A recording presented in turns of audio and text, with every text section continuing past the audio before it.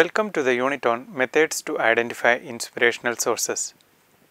The use of inspiration varies in different contexts, but the same fundamental functions of sources of inspiration remain constant for all the different fields.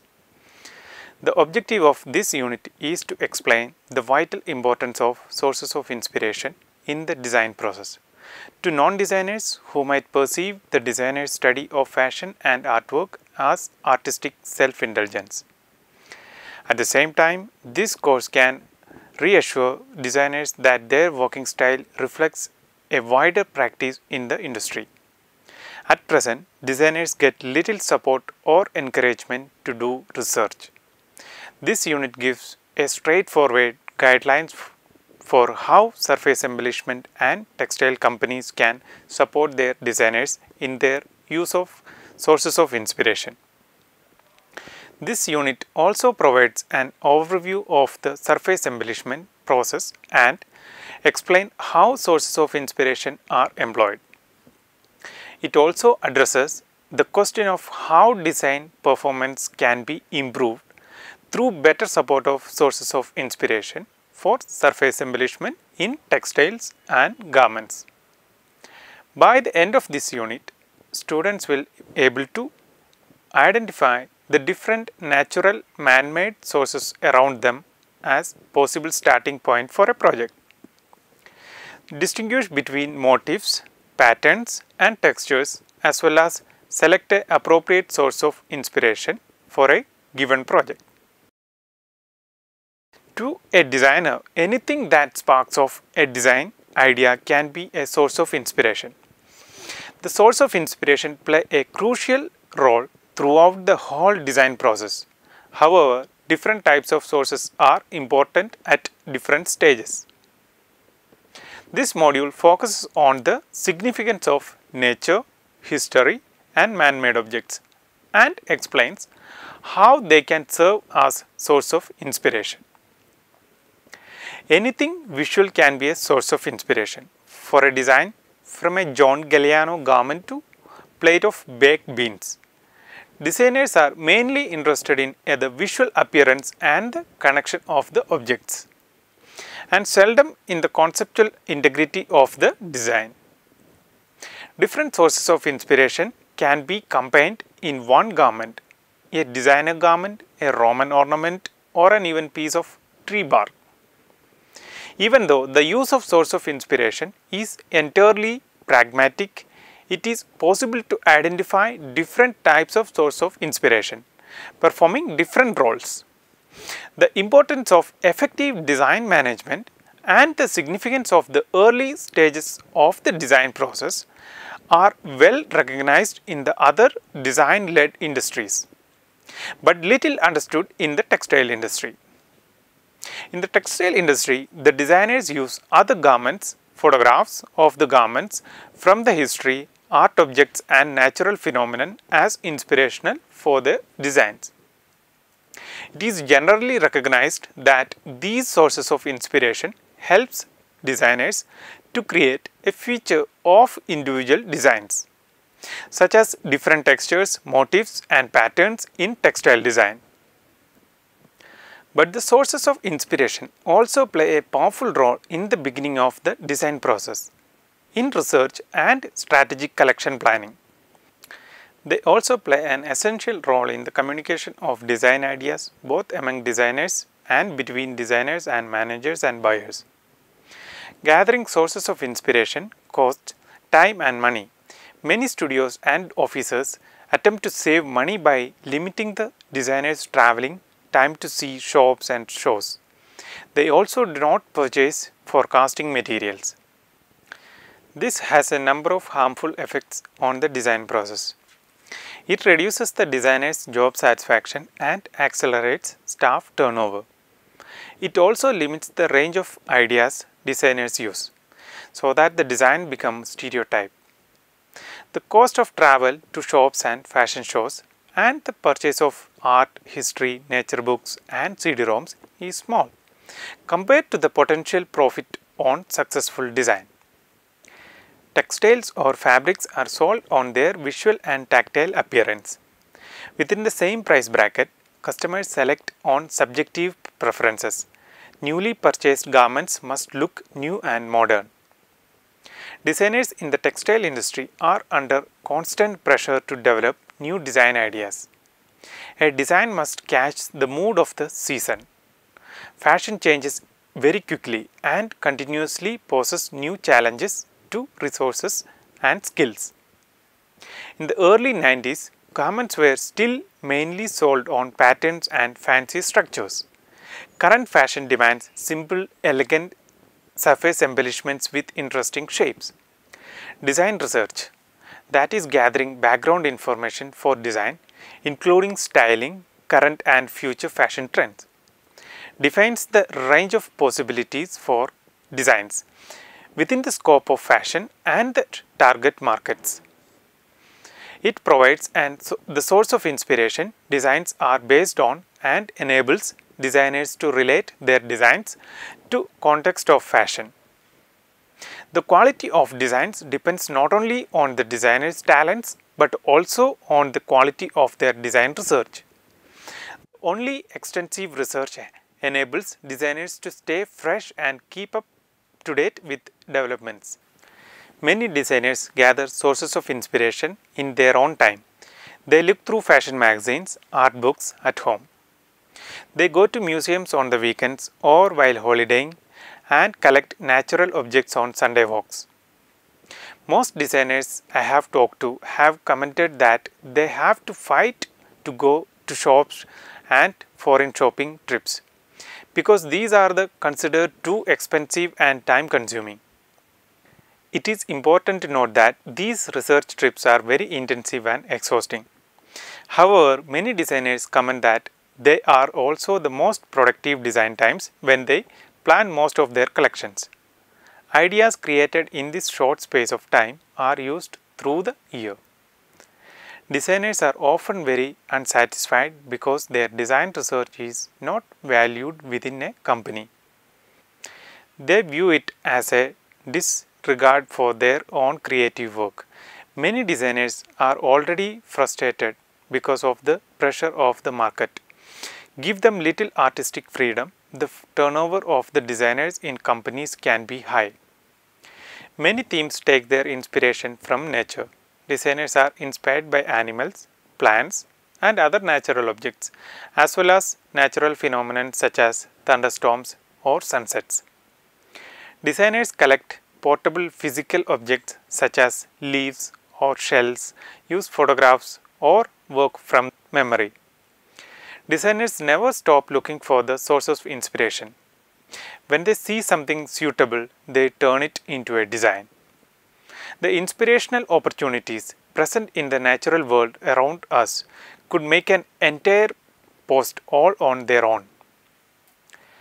There are literally thousands, if not millions, of things to be inspired by around the world and in our own backyards.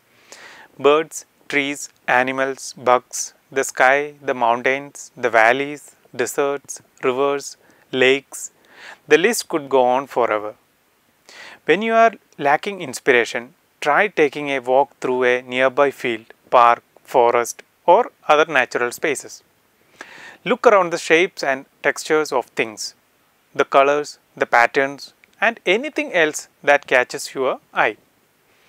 You are almost sure to find something you can apply to your projects if you take the time to look. Obviously, the natural world is all around us.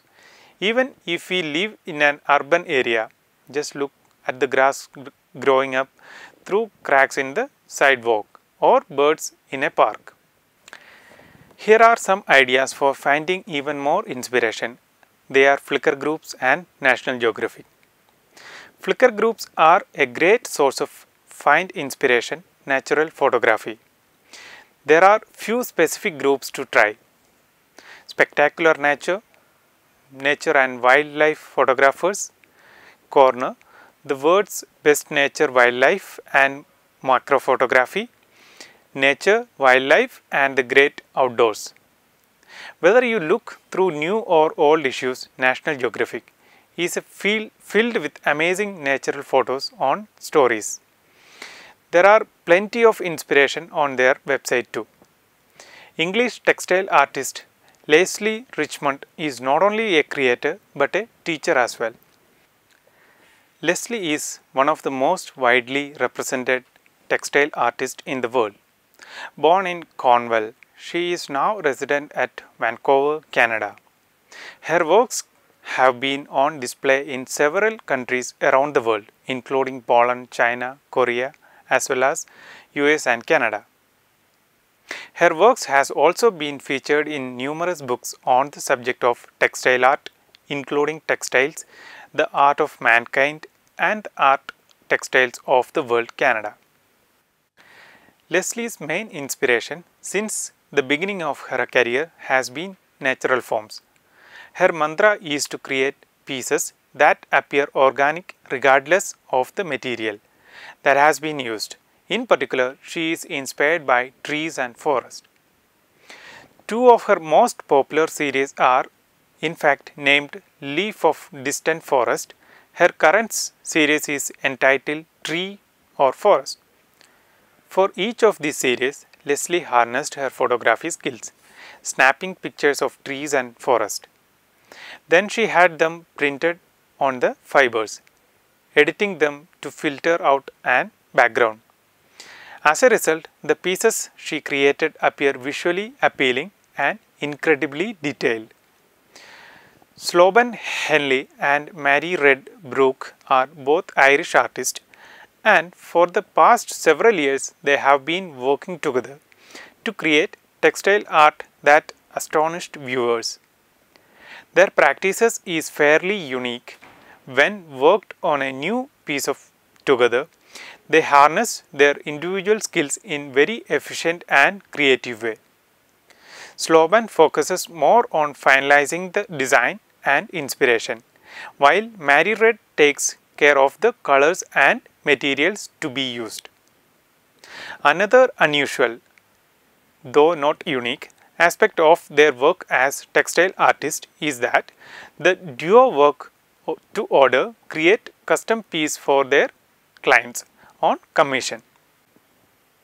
Their focus is on producing top quality felted pieces.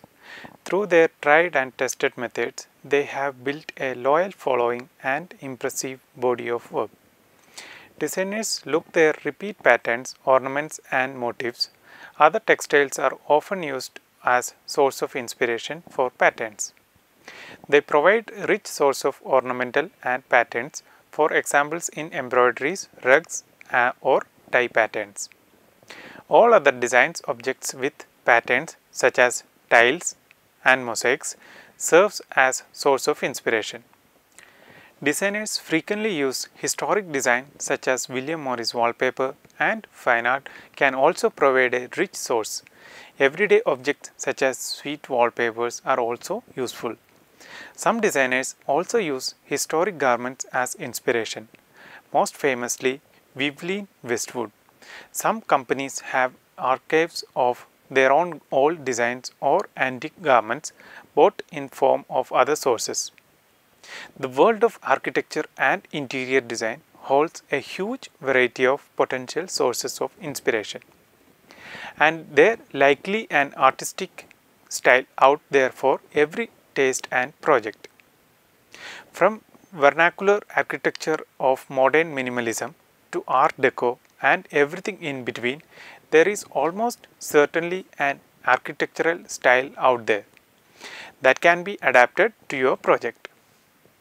The number of architectural styles is really astounding, but here are some of the more recent prominent and interesting ones to get you started. They are Art Nouveau, American Craftsman, Prairie School, Art Deco, International Style, Mid-Century Modern and Postmodern. We will now look at each of these. Art Nouveau. Art Nouveau was a popular style around the turn of 20th century, roughly 1819 to 1905, that fell out of style as the modernist movement took hold. The style is defined by violent curves, often called whiplash motifs, and dynamic undulating lines. It was one of the inspiration for the psychedelic art movement of 1960s. A great example of Art Nouveau architecture is the Museum of Applied Art in Budapest. American Craftsman. American Craftsman, also known as American Art and Craft. It was popular in the late 19th century through the beginning of the 20th century and still enjoys revivals to the present day. It emphasized locally crafted wood, glass, metal works that combined simplicity with elegance. Great examples can be numerous. Craftsman style bungalows across United States. Prairie School. Prairie School designs, which were popular in the late 19th century and early 20th centuries, generally includes a lot of horizontal lines, a desire to blend with the surrounding landscape, and discipline in the use of ornamentation. Frank Lloyd Wright's Oak Park, Illinois home is a great example, as is the Woodbury County Courthouse in Iowa. Art Deco. Art Deco was a popular design movement between 1925 throughout the 1940s. It was seen as glamorous, elegant, modern, and functional at the same time. The City Hall of Buffalo, New York and the Spire of Chrysler building in New York are both prime examples. International style. International style was a major style in the 1920s and 1930s, at the beginning of the modernist movement. A strict set of design rules is one of the key components of international style. Villa Savoy by Le Corbusier and the Glass Palace in Heerlen, Netherlands are both great examples. Mid-century modern. The design style developed between roughly 1933 and 1965 and is a further development of both Frank Lloyd Wright's principles and bourgeois architecture. It is more organic and less format than international style. Prominent proponents includes Joseph Asher and Ludwig Mies van der Rohe. The Transamerica Pyramid in San Francisco and the Concourse building in Singapore are both good examples. Postmodern. Postmodern was an international style movement that started in 1970s with roots as far as back the 1950s. It was not as formal as the international style and has more ornamentation. The Bank of America Center in Hudson, Texas is a good example of postmodern architecture. Designers attend fashion shows such as Premier Vision and yarn shows, mainly Petit Ferret and Expophil. On the same trips, they go shopping on the great fashion centers on the world, such as New York, Paris, Milan or London. They also study competitors' garments to gauge their own designs and extract information about production methods. Designers always keep their eyes open for interesting garments. They watch people on the streets or at parties and take inspiration from street fashion. In the course of studying garments, designers recognize shapes, details and motifs as prominent or everywhere in a season and apply them in their new designs. All designers study fashion photographs in magazines.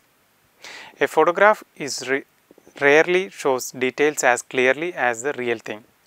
However, it provides a clear indication of the mood of the garment, its context within a collection and the projected image of the targeted customer.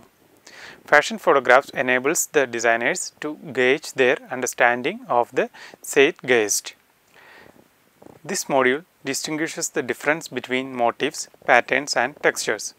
In fashion, a motif is an element of a pattern, image or theme. A motif may be repeated in the design or composition, often many times, or may just occur once in a work. A motif may be an element in the iconography of a particular subject or type of subjects that is seen in other works. Ornamental or decorative art can usually be analyzed into a number of different elements, which can be called motifs.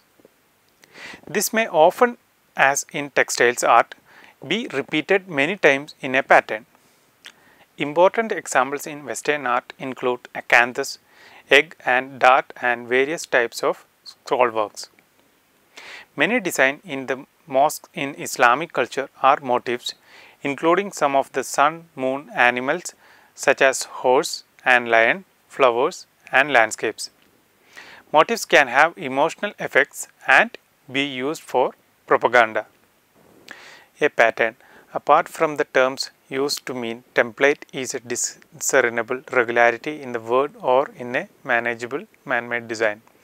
As such, the elements of a pattern repeat in a predictable manner. A geometrical pattern is a kind of pattern formed of geometrical shapes and typically repeating like in wallpaper. Any of the five senses may direct observe patterns. On the other hand, abstract patterns in science, mathematics of language may be observable only by analysis. Direct observation in practice means seeing visual patterns which are widespread in nature and art. Visual patterns in nature are often chaotic, never exactly repeating, are often involve fractals. Nature patterns include spirals, madness, waves, forms, cracks and those created by symmetrical of rotation and reflection. Patterns have an underlying mathematical structure. Indeed, mathematics can be seen as a search for regularities, and the output of any function is a mathematical pattern. Similarly, in science, theories explain and predict regularities in world. In art and architecture, decorations or visual motifs may be combined and repeated to form patterns designed to have a chosen effect in the viewer. In computer science, a software design pattern is a known solution to a class of problem in programming. In fashion, the patterns is a template used to create any number of similar garments. Nature provides examples of many kinds of patterns, including symmetries, trees, other structures with a fractal dimension, spirals, waves, forms, cracks and stripes. Symmetry. Symmetry is widespread in living things. Animals that move usually have bilateral or mirror symmetry, as this favors movement. Plants often have radial or rotational symmetry, as do many flowers as well as animals which are largely static in adults, such as sea anemones. Fivefold symmetry is found in the echinoderms, including starfish, sea urchins and sea lilies. Among non-living things, snowflakes have striking sixfold symmetry. Each flake is unique, its structure recording the varying construction during its crystallization. Similarly, each on its six arm. Crystals have a highly specific set of possible crystal symmetries. They can be cubic or octahedral, but cannot have fivefold symmetry. Spiral patterns. Spiral patterns are found in the body plans of animals including molluscs such as Nautilus and in the phyllotaxis of many plants, both of leaves spiraling around stems, and in the multiple spirals found in flowers heads such as the sunflowers and fruit structures such as pineapple. Chaos theory. Chaos theory predicts that while the laws of physics are deterministic event and patterns in nature never exactly repeat because extremely small differences in the starting conditions can lead to widely different outcomes. Many natural patterns are shaped by this apparent randomness, including vortex streets and other effects of turbulent flow such as maintenance in rivers. Waves. Waves are disturbances that carry energy as they move. Mechanical waves propagate through a medium, air or water, making it oscillates as they pass by. Wind. Wind waves are surface waves that create the chaotic patterns in the sea. As they pass over sand, such waves create patterns or ripples. Similarly, as in wind passes over sand, it creates patterns and duns. Forms. Forms obey Plato's law, which requires films to be smooth and continuous. and to have a contrast average curvature. Forms and bubbles patterns occur widely in nature. For example, in Radionuncus sponge species and the skeletons of silico, flagellants and sea urchins. Cracks. Cracks form in materials to relieve stress with 120-degree joints in elastic materials but at 90-degree in inelastic material. Thus, the pattern of crack indicates whether the material is elastic or not. Cracking patterns are widespread in nature, for example in rocks, mud, tree barks and the glazes of oil paintings and ceramics. Alan Turing and later the mathematical biologist James Murray described the mechanism that spontaneously creates spots or stripes patterns, for example in the skin of mammals or the plumage of birds. A reaction diffusion system involving two counteracting chemical mechanisms, one that activates and one that inhibits a development, such as of dark pigment in the skin. These patterns slowly drift, changing the animal's appearance inherently as Turing predicted. Texture. Texture is the perceived surface quality of a work of art. It is an element of two-dimensional and three-dimensional design and is distinguished by a perceived visual and physical properties. Use of texture along with other elements of design can convey a variety of message and emotions. There are two varieties of texture, physical texture and visual texture. Let's look at each of these. Physical texture. Physical texture, also known as actual texture or tactile texture, are the actual variations upon surface. This can include but is not limited to fur, wool, wood, grain, sand, smooth surfaces of canvas or metal, glass and leather. It differentiates itself from visual texture by having a physical quality that can be felt by touch. Specific use of a texture can affect the smoothness that an artwork conveys. For instance, use of rough surfaces can be visually active, whilst smooth surfaces can be visually restful. The use of both can give the sense of personality to a design or utilized to create emphasis, rhythm or contrast. Light. Light is an important factor for physical artwork, because it can affect how a surface is viewed. Strong lights on a smooth surface can obscure the readability of a drawing or photograph, whilst they can create smooth contrast in a highly textural surface such as moss or pigs. Visual texture.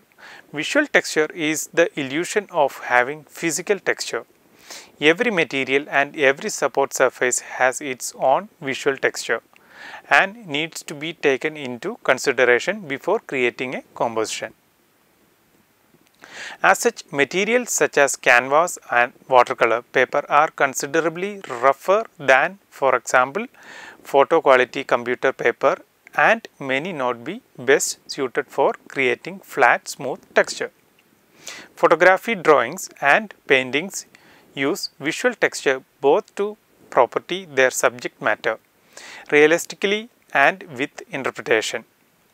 Texture in these media are generally created by the repetition of shape and line. Hypertexture. Hypertexture can be defined as both realistic simulated surface texture produced by adding small distractions across the surface of an object. It is a new avenue for describing the fluid morphic nature of texture in the realm of cybergraphics and the transversely responsive works created in the field of visual arts. Finally, this module explains to select an appropriate source of inspiration for a given project. This project contains a clear link between the real-world source of inspiration, such as the jellyfish, and conceptual design. It includes a superb range of techniques: the white and black work completed by blowing white ink through a straw, and drawings upon found surfaces such as the grit matte paper, Amber demonstrates an awesome variations of line weight in this work using a simple medium to great effect. This project has a formal, organized, uncluttered presentation style with a minimum use of color. Items are positioned carefully, allowing each piece of the design process to be appreciated fully. The project contains an investigation of detail and pattern with first-hand observation of moths and butterflies, informing subsequent design. This project is a place for testing and refining ideas. It shows experimentation with several textile techniques, such as using a heat press, machine embroidery and boning. This allows a student to demonstrate an understanding of properties of mathematical and techniques to investigate how these can be used for their project. Each of these textile samples are derived from textures observed firsthand. In this case, the absence of color focuses attention solely upon the surface qualities of the materials. This project has a confident, analytical, graphical style. This project boasts clever and bold heading colors which link to the design without dominating the page. The inclusion of the photographs helps to inform and illustrate stages of development. However, the students should be careful they do not use this space fill, considering patterns, form and color alternatives. You have come to the end of this unit. To summarize, in this unit you have learned to identify the different natural and man-made sources as possible starting points for a project. You also learned to distinguish between motifs, patterns, textures. This will help you select an appropriate source of inspiration for a given project. Thank you.